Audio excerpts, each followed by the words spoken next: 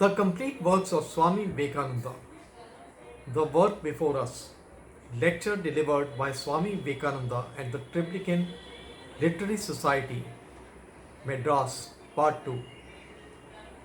Several dangers are in the way, and one is that of extreme conception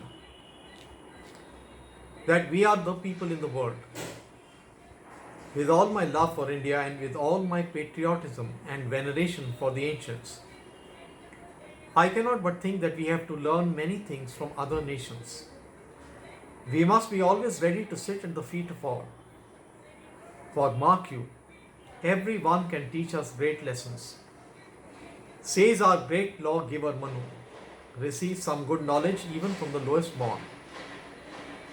And even from the man of the lowest birth, learn by service the road to heaven. We therefore, as true children of Manu, must obey his commands and be ready to learn the lessons of this life or the life hereafter from anyone who can teach us. At the same time, we must not forget that we have also to teach a great lesson to the world. We cannot do without the world outside India. In fact, it was our foolishness that we thought we could, and we have paid the penalty by about 1,000 years of slavery. That we did not go out to compare things with the other nations, did not mark the workings that have been all around us, has been the one great cause of this degradation of the Indian mind. We have paid the penalty, let us do it no more. As such foolish ideas that Indians must not go out of India are childish. They must be knocked on the head. The more you go out and travel among the nations of the world, the better for you and for your country.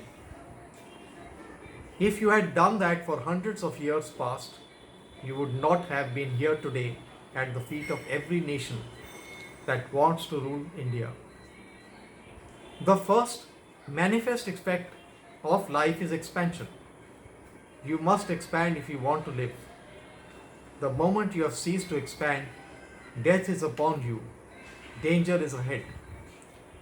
I went to America and Europe, to which so kindly you allude.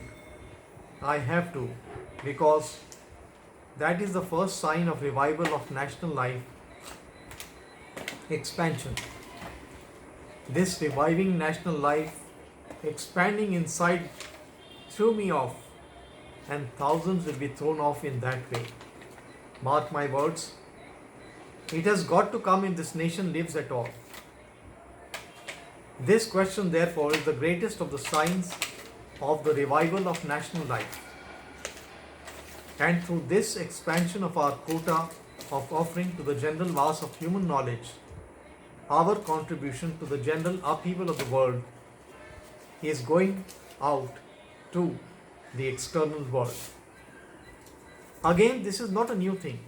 Those of you who think that the Hindus have always confined within the four walls of their country through all ages are entirely mistaken. You have not studied the old books. You have not studied the history of the race, all right, if you think so. Each nation must give in order to live. When you give life, you will have life. When you receive, you must pay for it by giving to all others. And that we have been living for so many thousands of years is a fact that stares us in the face.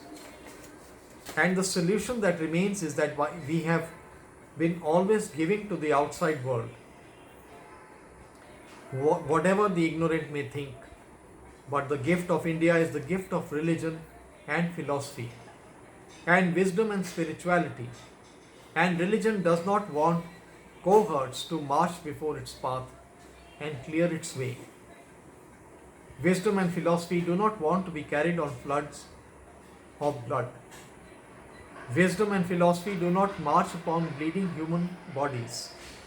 Do not march within love, but come on the wings of peace and love. And that has always been so. Therefore, we had to give.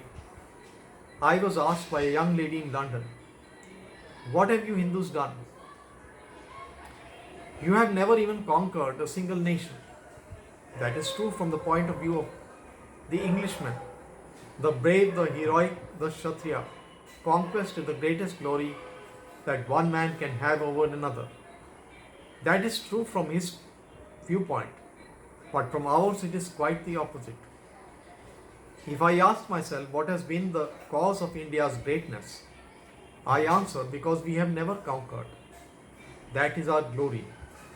You are hearing every day, and sometimes, I am sorry to say, from men who ought to know better, denunciations of our religion, because it is not at all a conquering religion. To my mind, that is the argument why our religion is truer than any other religion. Because it is never conquered, because it is never shed blood, because its mouth always shed on all words of blessing, of peace, words of love and of sympathy. It is here and here alone that the ideals of toleration were first preached. And it is here and here alone that the toleration and sympathy have become practical, and it is theoretical in every other country. It is here and here alone that the Hindu builds mosques for the Mohammedans and the churches for the Christians.